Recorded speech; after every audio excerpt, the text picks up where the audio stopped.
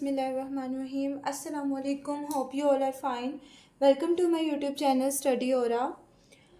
आज हम लोगों ने फर्स्ट ईयर के मैथ्स के एक्सरसाइज 1.3 करनी है, जिसका क्वेश्चन नंबर 5 है। क्वेश्चन नंबर 4 तक मैंने प्रीवियस वीडियो में अपलोड कर दिया है। अब हम लोगों ने क्वेश्चन नंबर 5 करना है। उसमें वो कहते हैं सॉल्व द फॉलोइंग इक्वेशन। ये हमारे पास क्वेश्चन नंबर 5 दिया गया है। अब हम लोग इस इक्वेशन को सॉल्व करेंगे और यहाँ से इसका आंसर निकालेंगे। ठीक है, तो पार्ट 1 है हमारे पास 2z⁴ - 32। ठीक है, तो नाउ सॉल्व z। अब यहाँ पर देखिए हमारे पास z⁴ आ रही है। ठीक है, यहाँ पर 2 आ रहा है, तो अगर हम लोग 2 को यहाँ से कॉमन ले लें तो हमारे पास पीछे क्या रह जाता है, z⁴ माइनस यहाँ पे हमारे पास 16 आ जाएगा। ठीक है, इज इक्वल टू 0। अब यहाँ पर जो 2 है वो इधर आके वैसे ही 0 के नीचे आके डिवाइड हो जाएगा, तो वो 0 रह जाएगा। और इसको हम लोग लिख सकते हैं स्क्वायर का स्क्वायर, माइनस 16 को हम लोग 4 का स्क्वायर कह सकते हैं, और ये हो जाएगा 0/2। तो यहाँ पर जो है हमारे पास एक फॉर्मूला बनता है a² - b² वाला। वो फॉर्मूला हम अप्लाई करेंगे तो हमारे पास हो जाएगा एक बार प्लस में और एक बार माइनस में हो जाएगा हमारे पास। ठीक है, और यहाँ पे रह जाएगा 0। अब हम लोगों ने इसको क्या करना है, इसको हम लोग z² माइनस, अगर हम लोग यहाँ से -1 ले लें तो ये देखिए माइनस माइनस प्लस होता है, फिर भी यही रहेगा, और 4 ले लेते हैं। ये हमने क्यों किया है ये मैं आपको आगे बता दूंगी। अब ये z² - 4 है, ये वाला फॉर्मूला अप्लाई होगा z² - 2 का स्क्वायर।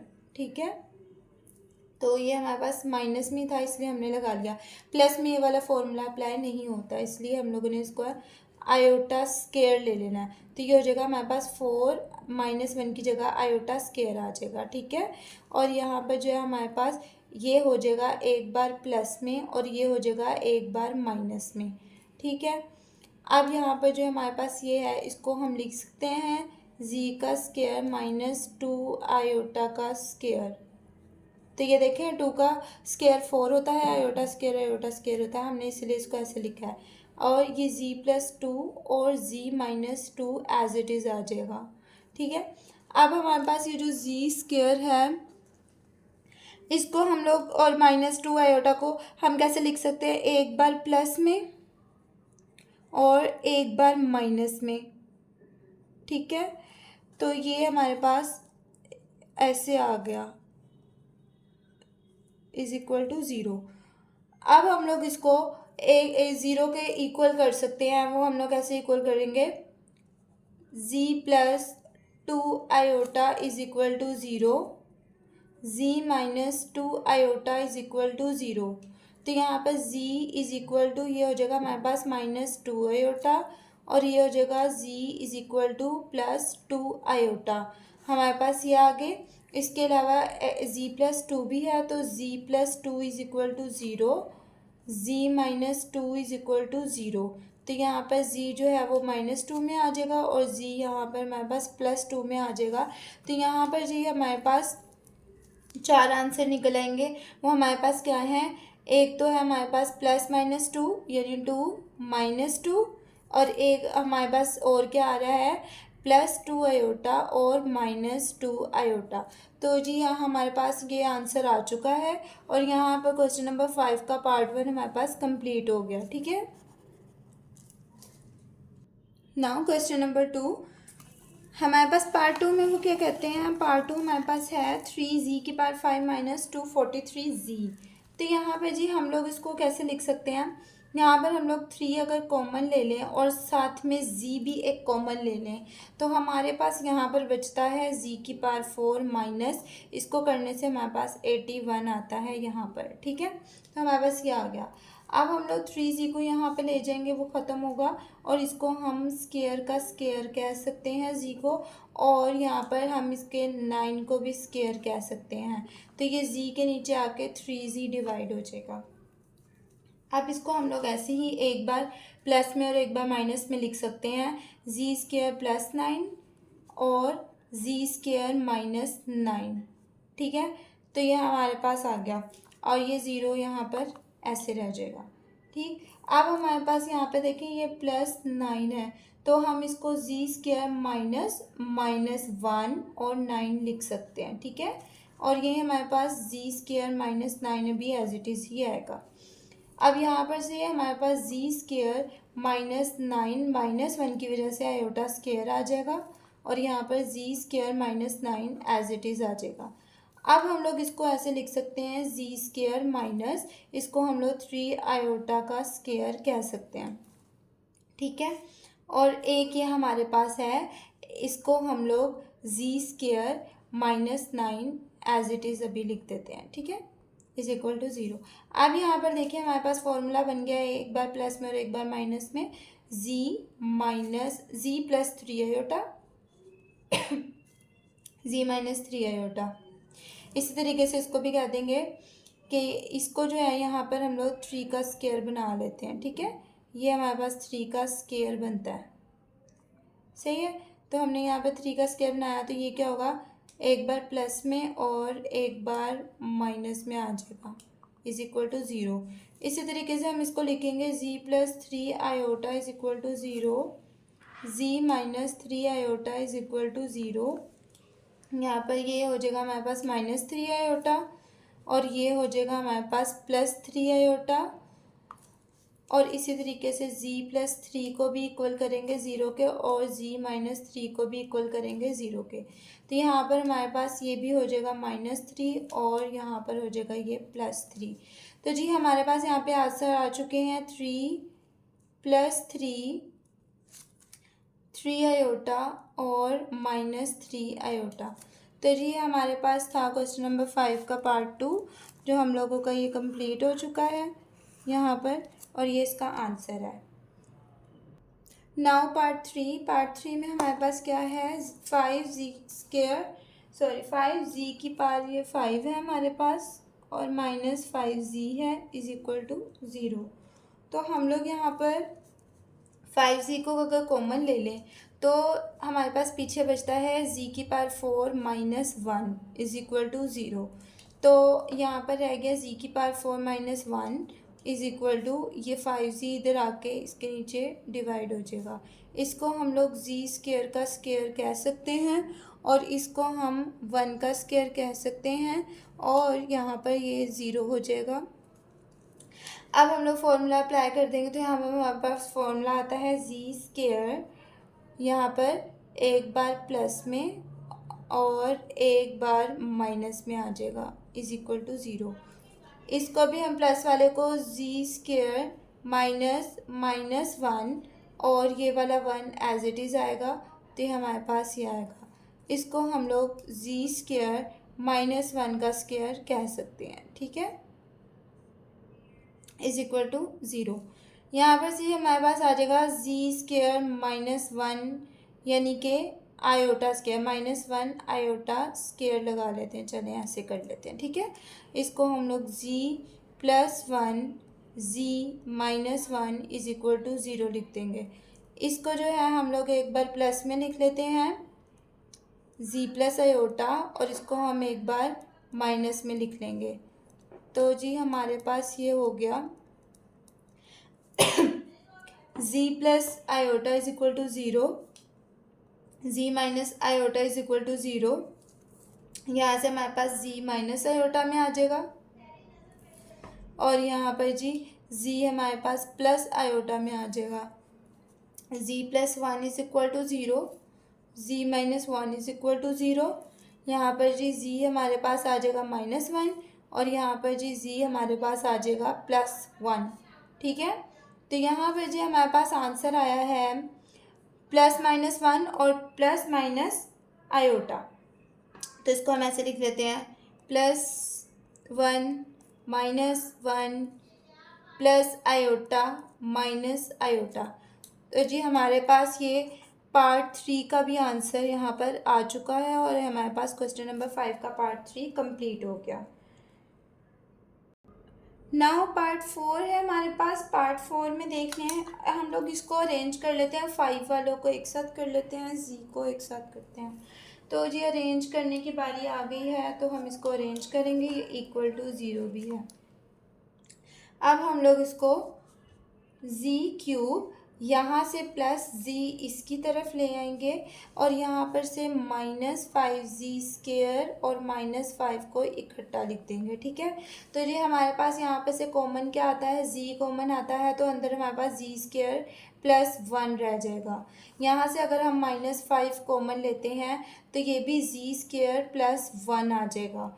ठीक है, तो हमारे पास z² प्लस 1 और z -5 इज इक्वल टू 0 आ जाएगा। अब यहाँ से हम लोग इसको कह सकते हैं z² -1 अगर हम यहाँ से ले लें और ये 1 ये इसका ऐसे आ जाएगा। ठीक है, और ये जो z -5 है हम इसको भी एज इट इज़ लिख देते हैं। ठीक है, तो यहाँ पर जी हमारे पास आ गया z का स्क्वायर माइनस आयोटा स्क्वायर आ गया। ठीक है, ये हो गया, ये z -5 एज इट इज़ आएगा। तो यहाँ पर जो हमारे पास आ गया एक बार प्लस में और एक बार माइनस में, और यहाँ पर ये वाला z -5 एज इट इज़। अब हम इसको कर लेते हैं z प्लस आयोटा को इक्वल 0 के, z माइनस आयोटा को इक्वल 0 के, और z -5 इज इक्वल टू 0। तो हमारे पास यहाँ पे आ जाएगा z is equal to minus iota, z is equal to plus iota, और यहाँ पर g z is equal to 5 आ जाएगा। तो हमारे पास यहाँ पे आंसर आ चुका है 5 आयोटा माइनस आयोटा। तो जी हमारे पास ये इसका आंसर था पार्ट 4 का। यहाँ पे हमारे पास पार्ट 4 कंप्लीट हो गया क्वेश्चन नंबर 5 के। नाउ क्वेश्चन नंबर 5 का हमारे पास पार्ट है 5। अच्छा, अब इसमें जो है हमारे पास दी गई है 4z² -25z और -21। तो यहाँ पर हमारे पास 3 टर्म्स आ गई हैं। तो हम लोग इसको मिड टर्म ब्रेक कर लेते हैं। तो मिड टर्म ब्रेक करने से हमारे पास आता है यहाँ पे 4z⁴ और यहाँ पर आता है -28z² और plus 3z² -21 is equal to 0। यहाँ पर देखें माइनस प्लस माइनस और 28 में से 3 माइनस करें तो 25z² बन जाता है, और इसको मल्टीप्लाई करने से हमारे पास, और इसको मल्टीप्लाई करने से 84 ही आता है। नाउ हमारे पास जो है यहाँ पर से कॉमन क्या आ रहा है, हमारे पास यहाँ पे कॉमन आ रहा है 4z²। तो यहाँ पर क्या बचा, z² माइनस 4 7 28। ठीक है, तो 7 आ गया, z² बाहर चला गया था, प्लस 3 यहाँ पर से हमारे पास z² माइनस ये, और यहाँ पर जो है वो आ जाएगा 7। ठीक है, अब हमारे पास यहाँ पे आ गया 4z² plus 3z² -7 is equal to 0। ठीक है, ये आ गया हमारे पास। तो 4z² प्लस 3, तो ये प्लस 3 है, इसको माइनस करते हैं, यहाँ पे -1 हम कॉमन लेते हैं, 3 लिख देते हैं। ठीक है, तो यहाँ हमारे पास 3 आयोटा स्क्वायर आ जाएगा। सही है, और यहाँ पर हमारे पास आ गया ये चीज़, और यहाँ पर हम लिखेंगे z² -7 इज इक्वल टू 0। तो यहाँ पर से हम लोग जब इसको कॉमन 0 के इक्वल करते हैं तो हमारे पास आ जाएगा 4z² -3 iota square is equal to 0। यहाँ अलग हो गया, z² -7 इज इक्वल टू 0 अलग हो गया। ठीक है, जब हम लोग इसको z² 4z² था इज इक्वल टू, हम लोग इसको लिखते हैं 3 आयोटा का स्क्वायर, और यहाँ पर जी हमारे पास आ जाएगा z² is equal to 3 iota square over 4। जब हम लोग अंडर रूट ले लेंगे दोनों तरफ, ठीक है, taking square root on both side, तो हमारे पास यहाँ पे क्या आएगा, z आ जाएगा, और यहाँ पे जी हमारे पास प्लस माइनस में अंडर रूट 3 आयोटा आ जाएगा, ओवर यहाँ से भी हमारे पास 2 आ जाएगा। ठीक है, क्योंकि हमने यहाँ पर अंडर रूट लिया था। ठीक है, इसी तरीके से यहाँ पर z² -7 था, तो हम लोग इसको एक बार प्लस में और एक बार माइनस में नहीं लिख सकते, क्योंकि 7 आ गया है, 7 किसी का स्क्वायर नहीं होता, तो इसलिए हम z² इज इक्वल टू इसको 7 कर देंगे। तो यहाँ से भी इसको भी हम स्क्वायर रूट ले लेंगे दोनों तरफ, ठीक है। तो यहाँ पर हमारे पास ये कैंसिल हो जाएगा और यहाँ पर जी हमारे पास आंसर आएगा प्लस माइनस में √7। तो हम कह सकते हैं कि √7 आ रहा है, माइनस √7 आ रहा है, और यहाँ पर हमारे पास एक बार प्लस में आता है √3i/2 और एक बार माइनस में आता है √3i/2। ठीक है। तो यहाँ पर जी हमारे पास आंसर आ चुके हैं इसके। तो यहाँ पर हमारे पास क्वेश्चन नंबर 5 जो है इसका पार्ट 5 हमारे पास कंप्लीट हो गया। ठीक है, दिस इज़ द आंसर।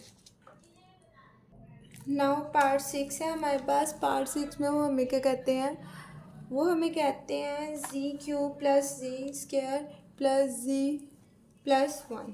तो यहाँ से हम लोग इसको z को कॉमन निकाल लेते हैं, z² को। तो अंदर हमारे पास बचेगा z+1।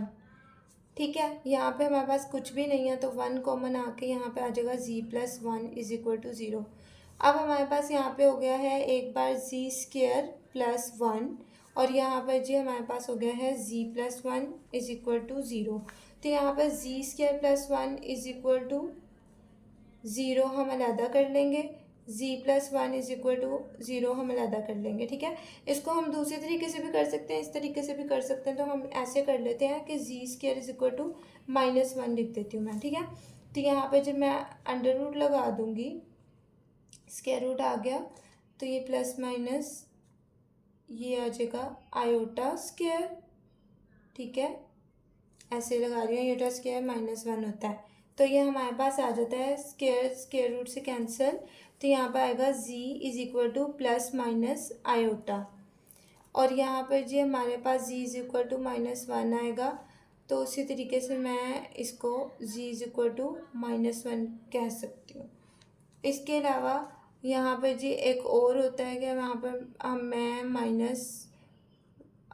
-1 लेके तो इसको आयोटा भी लिख सकती हूँ। तो ये -1 जो है अंडर रूट आयोटा के इक्वल होता है, तो मैं इसको ऐसे भी लिख सकती हूँ कि -1 जो है वो अंडर रूट आयोटा के इक्वल होता है। सही है। तो जी हमारे पास ये इसके आंसर आ चुके हैं कि अंडर रूट आयोटा है, एक बार आयोटा है और एक बार माइनस आयोटा है। तो जी हमारे पास यहाँ पर पार्ट 6 भी कंप्लीट हो गया है, लास्ट क्वेश्चन नंबर 5 का। तो यहाँ पर हमारे पास क्वेश्चन नंबर 5 एक्सरसाइज 1.3 का ख़त्म हो चुका है। ठीक है, तो आप लोग मेरे चैनल को ज़रूर सब्सक्राइब कीजिएगा, लाइक कीजिएगा, ज़्यादा से ज़्यादा शेयर कीजिएगा। आप लोगों को वीडियोस टाइम पे मिलती रहेंगी। तब तक के लिए अल्लाह हाफिज़।